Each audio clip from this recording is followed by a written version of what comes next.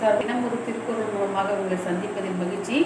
இன்று நான் கூற இருக்கும் திருக்குறள், அறிவு அற்றம் காக்கும் கருவி செருவார்க்கும் உள்ளழிக்கல் ஆகா அரண்.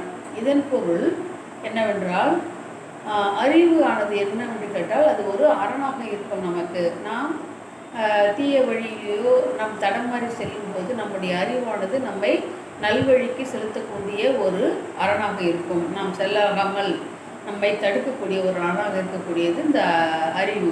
அறிவு இருப்பதனால்தான் நாம் நிறைய காரியங்களை நமக்கும் சரி மற்றவர்களுக்கும் சரி மிக எளிதாக இனிமையாக செய்து முடிக்க முடிகிறது. அறிவு இல்லை என்றால் அதனால் வரக்கூடிய விளைவுகள் மிக மிக கொடியதாக இருக்கும். அது மட்டுமல்லாமல் இந்த அறிவு மட்டும்தான் பகைவர்களால் கூட உள்ளே புகுந்து அழிக்கக்கூடியது அல்ல. அவர்களாலும் அழிக்க முடியாது, கல்வர்களாலும் கொல்ல முடியாது.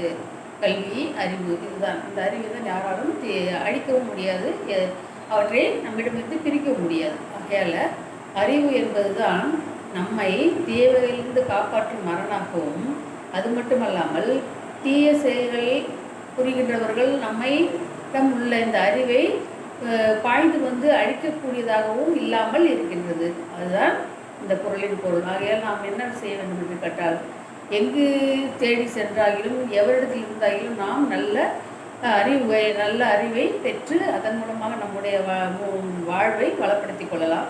நன்றி, வணக்கம்.